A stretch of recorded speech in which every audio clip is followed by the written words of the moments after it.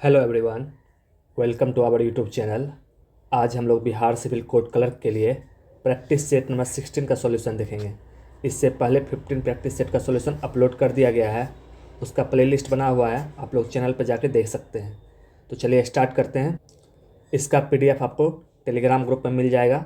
Telegram group का link video के नीचे है, तो वहाँ से आप लोग टेलीग्राम ग्रुप से जुड़ सकते हैं। एंड आप लोग चैनल पर नए हैं तो प्लीज़ चैनल को लाइक कीजिए, शेयर कीजिए एंड सब्सक्राइब कीजिए। चलिए स्टार्ट करते हैं। फर्स्ट क्वेश्चन, निम्नलिखित में से कौन पूर्व राष्ट्रपति नहीं रहे हैं? इस चारों में से कौन भारत के राष्ट्रपति नहीं रहे हैं? KR नारायण साहब रहे हैं, ज्ञानी जेल सिंह भी रहे हैं राष्ट्रपति, शंकर दयाल शर्मा भी भारत के राष्ट्रपति रहे हैं, विश्वनाथ प्रताप सिंह भारत के राष्ट्रपति नहीं थे। तो इसका आंसर हो जाएगा option D. Second question, cusec में क्या मापा जाता है? क्यूसेक से क्या मापा जाता है? क्यूसेक से हम लोग जल की बहाव को मापते हैं। फ्लो ऑफ वाटर क्यूसेक में मापा जाता है। तो इसका आंसर होगा ऑप्शन सी। हम लोग डायरेक्ट क्वेश्चन आंसर करेंगे, कोई भी सॉल्यूशन ना करेंगे, ताकि आप लोग जल्दी जल्दी सेट को रिवाइज कर सके, टाइम बहुत कम है। क्वेश्चन 3, दक्षिण अमेरिका महाद्वीप के दक्षिणी छोर का नाम क्या है? इस जगह पे प्रशांत और अटलांटिक महासागर आपस में मिलते हैं। दक्षिण अमेरिका महाद्वीप के दक्षिणी छोर का क्या नाम है जहाँ पे प्रशांत महासागर और अटलांटिक महासागर आपस में मिलते हैं? उस पॉइंट को कहते हैं कैप हॉर्न। क्या कहते हैं? Cap horn. Cap of good hope, ये तो दक्षिण अफ्रीका का साउथ पॉइंट है, लेकिन जहाँ पे प्रशांत महासागर और अटलांटिक महासागर मिलते हैं वो है कैप हॉर्न। क्वेश्चन 4, जब पानी में साधारण नमक मिलाया जाता है तो पानी के क्वथनांक बिंदु और हिमांक बिंदु क्या होते हैं? When common salt is added to water, boiling point and freezing point, ये क्रमशः बढ़ जाते हैं और घट जाते हैं। बॉइलिंग पॉइंट बढ़ जाएगा और फ्रीजिंग पॉइंट घट जाएगा। इसका आंसर होगा ऑप्शन डी। क्वेश्चन 5, किसी विधि अधिकारी के पास संसद के दोनों सदनों में बोलने का अधिकार है। ये कौन सा अधिकारी हैं जिनको संसद के दोनों सदनों में बोलने का अधिकार है? ये महान्यवादी attorney general of India. Question 6 current affair से है। हाल ही में किस प्रख्यात अंग्रेजी लेखक को प्रतिष्ठित साहित्य अकादमी फेलोशिप से सम्मानित किया गया? हाल ही में किस प्रख्यात अंग्रेजी लेखक को प्रतिष्ठित साहित्य अकादमी फेलोशिप से सम्मानित किया गया? ये सम्मानित किया गया रस्किन बॉन्ड साहब को। Ruskin Bond, option C. Question 7, निम्न में कौन सी पहाड़ियाँ पश्चिम घाट से संबंधित नहीं है? इस चारों में से कौन सा पहाड़ी है जो पश्चिम घाट से संबंधित नहीं है? अन्नामलाई पहाड़ी, ये तो पश्चिम घाट से संबंधित है। महेंद्रगिरी पहाड़ी, यही संबंधित पश्चिम घाट से नहीं है। तो इसका आंसर होगा ऑप्शन। महेंद्रगिरी पहाड़ी ओडिशा राज्य में है, ये पूर्वी घाट का पार्ट है। तो इसका आंसर हो जाएगा महेंद्रगिरी पहाड़ी।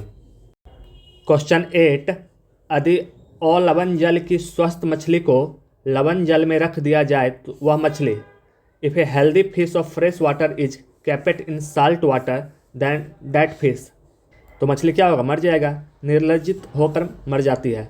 The fish get dehydrated and dies, option A. Question 9, PM सूर्य घर मुफ्त बिजली योजना के लिए कितने करोड़ रुपया मंजूरी किए गए हैं? PM सूर्य घर मुफ्त बिजली योजना के लिए 75,000 करोड़ रुपया मंजूरी मिला है। 75,000 करोड़। क्वेश्चन 10, विश्व की सबसे ऊंची खगोलीय वेधशाला का उद्घाटन कहाँ किया गया? विश्व की सबसे ऊंची खगोलीय वेधशाला का उद्घाटन किया गया जापान में, ऑप्शन सी। क्वेश्चन 11, अंतर्राष्ट्रीय शतरंज महासंघ ने हाल ही में किसे ग्रैंड मास्टर की उपाधि से सम्मानित किया? अंतर्राष्ट्रीय शतरंज महासंघ ने हाल ही में किसे ग्रैंड मास्टर के उपाधि से सम्मानित किया? ये सम्मानित किया वैशाली रमेश बाबू। क्वेश्चन 12, निम्नलिखित में कौन सा पादप हार्मोन नहीं है? विच of the following is not a plant hormone, इसमें से कौन सा प्लांट हार्मोन नहीं है? साइटोकाइनिन प्लांट हार्मोन है, इथाइलिन भी प्लांट हार्मोन है और जिबरेलिन भी प्लांट हार्मोन है। तो इसमें इसका आंसर हो जाएगा इंसुलिन, ऑप्शन सी। क्वेश्चन 13, हाल ही में माउंट एवरेस्ट को फतह करने वाली सबसे उम्रदराज भारतीय महिला कौन है? हाल ही में माउंट एवरेस्ट को फतह करने वाली सबसे उम्रदराज भारतीय महिला कौन है? ये हैं ज्योति आत्रे। आप लोग कमेंट सेक्शन में बताइए ये किस राज्य से बिलोंग करते हैं। क्वेश्चन 14, जेनेटिक इंजीनियरिंग में निम्न में किसका प्रयोग होता है? जेनेटिक इंजीनियरिंग में किसका प्रयोग होता है?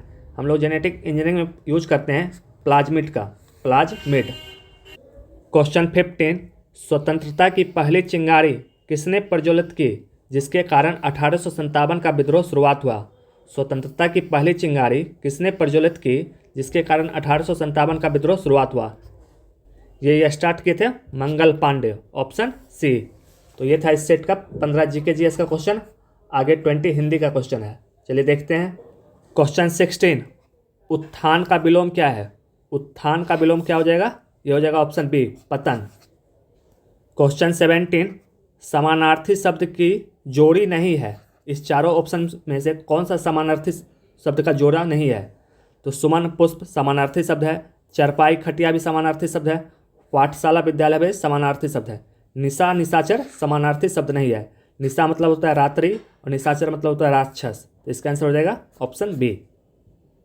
क्वेश्चन 18, निसफल ना होने वाला कहलाता है, निसफल ना होने वाला क्या कहलाता है? ये कहलाता है अमोध, ऑप्शन डी। क्वेश्चन 19 में मुहावरा दिया है, उसका अर्थ फाइंड करना है। चौथा का चांद होना, चौथा का चांद होने का मुहावरा का क्या अर्थ है? इसका अर्थ है किसी के लिए अशुभ होना, किसी के लिए अशुभ होना, चौथा का चांद होना। क्वेश्चन 20, तीन लोक से मथुरा न्यारी का अर्थ क्या है? तीन लोक से मथुरा न्यारी का अर्थ है सबसे निराला, ऑप्शन बी। 21, नीली कमीज वाला छात्र को यह कलम दे दो, नीली कमीज वाले छात्र को यह कलम दे दो, रचना के आधार पर वाक्य का सही भेद पहचानिए। तो रचना के आधार पर एक वाक्य का कौन सा भेद है?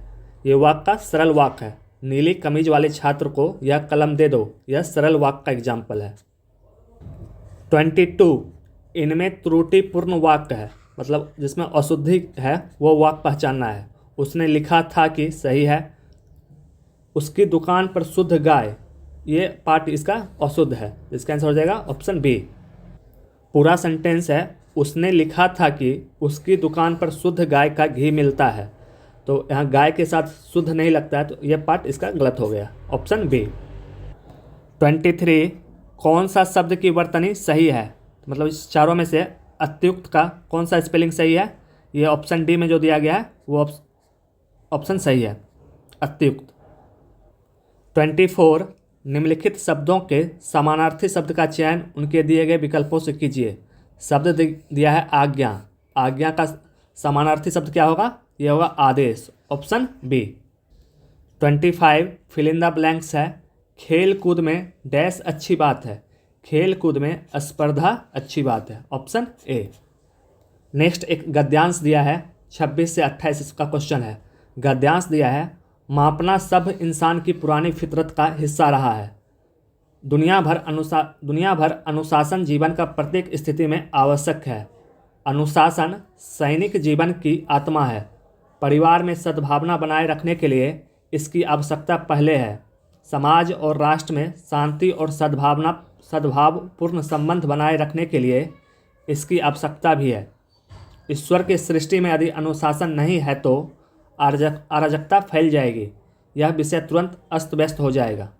यह पैसेज दिया था, आप लोग भी वीडियो पॉज कीजिए, इसको पढ़िए। क्वेश्चन है 26, अनुशासन क्यों आवश्यक है? अनुशासन इसलिए आवश्यक है, परिवार में सद्भाव और समाज तथा राष्ट्र में शांति और सद्भावनापूर्ण संबंध बनाए रखने के लिए अनुशासन आवश्यक है, तो इसका आंसर होगा ऑप्शन बी। 27, अनुशासन किसकी आत्मा है? अनुशासन सैनिक जीवन की आत्मा है, इसका आंसर होगा ऑप्शन ए। 28, विश्व के अस्त व्यस्त होने का कारण क्या है? विश्व के अस्त व्यस्त होने का कारण है अनुशासन ना होना। 29, देवनागरिक लिपि का सर्वप्रथम प्रयोग कहाँ हुआ था? देवनागरिक लिपि का सर्वप्रथम प्रयोग हुआ था जयभट्ट के शिलालेख में। जयभट्ट गुजरात का शासक जयभट्ट के शिलालेख में सर्वप्रथम देवनागरिक लिपि का प्रयोग हुआ, इसका आंसर हो जाएगा ऑप्शन डी। क्वेश्चन 30, शिक्षक का बहुवचन होगा, शिक्षक का बहुवचन क्या होगा? शिक्षक का बहुवचन हो जाएगा शिक्षक गण, ऑप्शन डी। 31, ऊहापोह, ऊहापोह का पर्यायवाची पूछ रहा है, तो ऊहापोह का पर्यायवाची हो जाएगा असमंजस, ऑप्शन बी। 32, नग का अनेकार्थक शब्द नहीं है। नग का अनेकार्थक शब्द होता है पर्वत, सूर्य, सर्प। इसका अनेकार्थक शब्द नहीं होता हाथी। इसका आंसर हो जाएगा ऑप्शन डी। 33, कान के नीचे लटकता हुआ कोमल भाग। कान के नीचे लटकता हुआ कोमल भाग के लिए शब्द क्या है?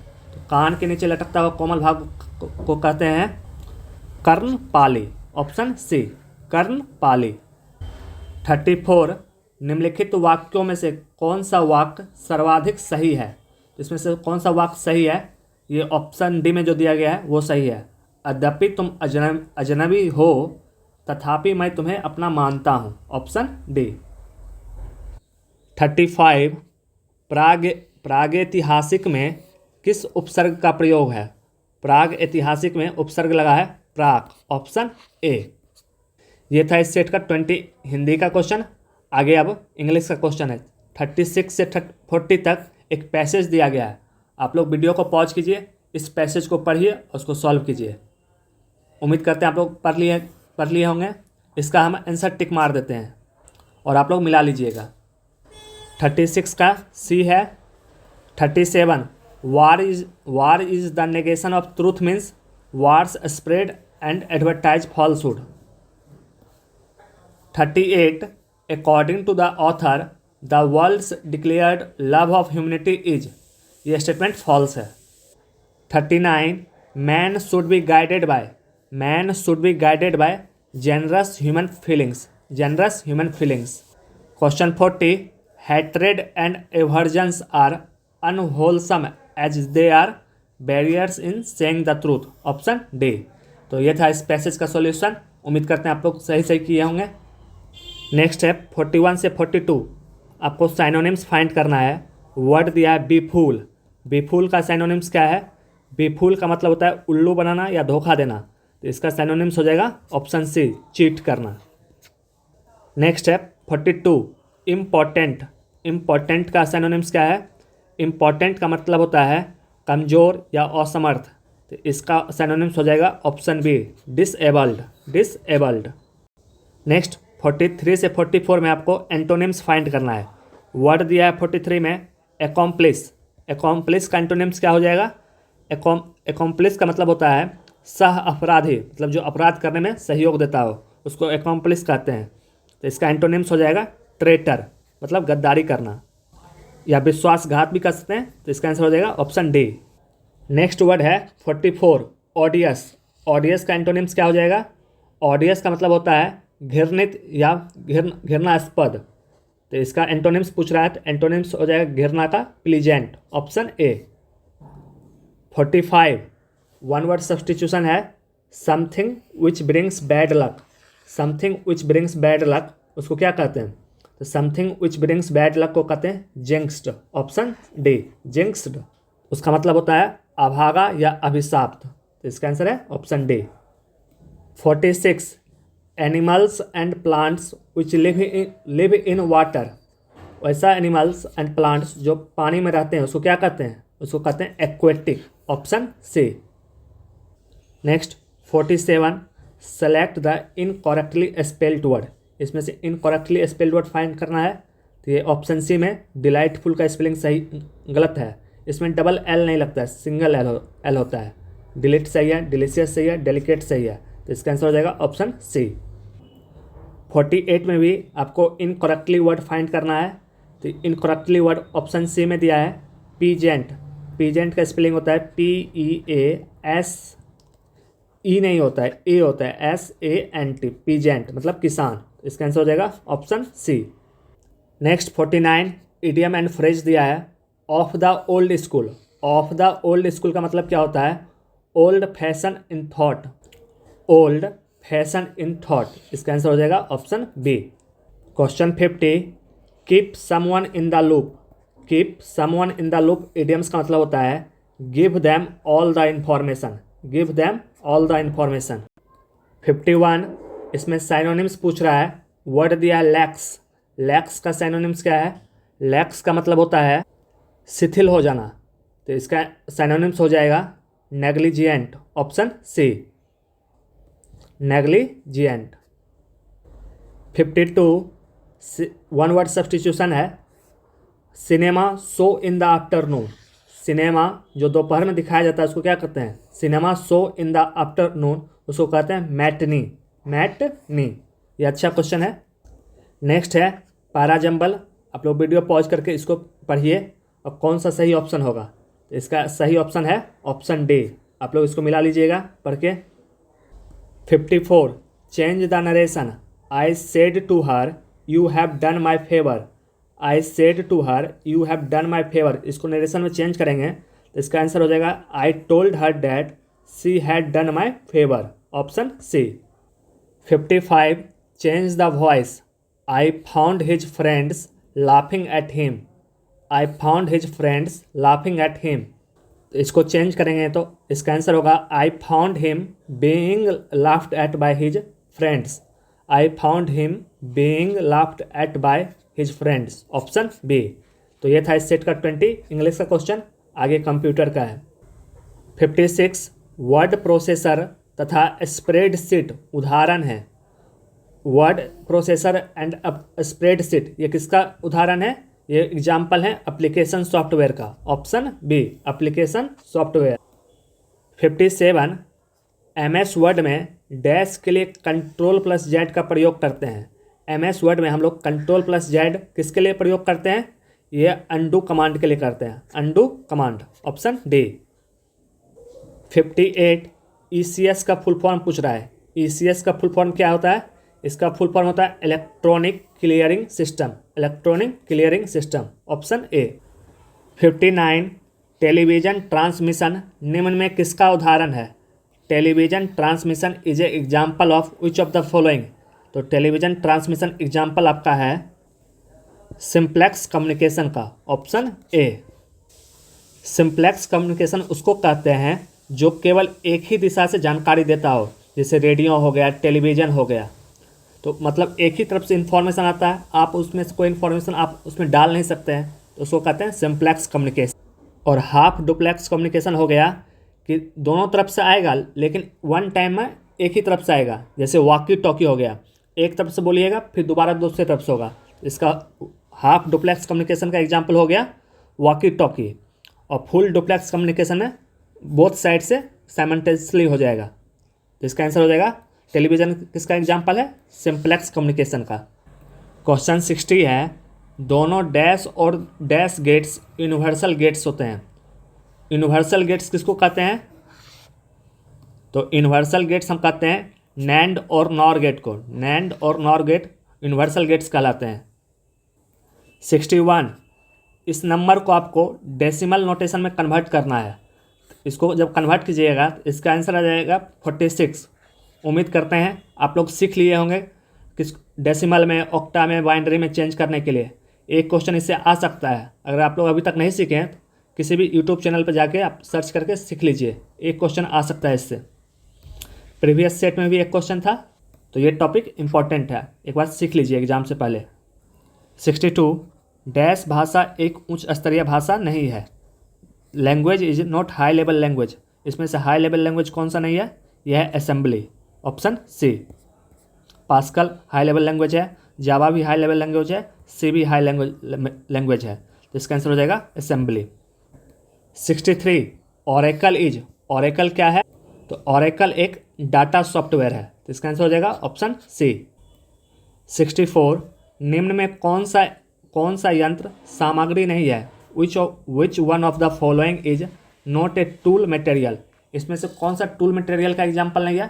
प्रिंटर देखिए टूल मटेरियल है, कीबोर्ड भी है, माउस भी है, लेकिन ऑपरेटिंग सिस्टम टूल मटेरियल का एग्जाम्पल नहीं है। इसका आंसर होगा ऑप्शन डी।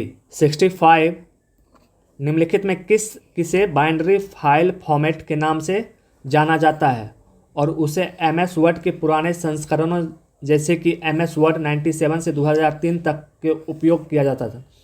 पूछ रहा है उस फाइल फॉर्मेट का क्या नाम है? तो उस फाइल फॉर्मेट का हम लोग यूज करते हैं .doc, ऑप्शन सी। 66 कंप्यूटरों में वायरस का संबंध निम्नलिखित से है। Virus in computer is related to which of the following. तो वायरस क्या होता है? वायरस एक तरह का प्रोग्राम होता है जो आपके बिना परमिशन से आपके कंप्यूटर में कोई डाल देता है। तो वायरस क्या है? एक तरह का प्रोग्राम है। इसका आंसर होगा ऑप्शन सी। 67 फाइलों को इंटरनेट के माध्यम से सुरक्षित रूप से किसके द्वारा स्थानांतरित किया जाता है? तो फाइल किसके द्वारा ट्रांसफ़र किया जाता है? ये FTP के यूज से। FTP का फुल फॉर्म होता है file transfer protocol, option A. 68 कितने किलोबाइट से 1 मेगाबाइट बनता है? 1024 किलोबाइट से 1 मेगाबाइट बनता है। 69 समान डेटा प्रकार के संलग्न डेटा के एक सेट को क्या कहा जाता है? What is the set of continuous data of the same data type is called? उसको कहते हैं एरे, ऑप्शन ए।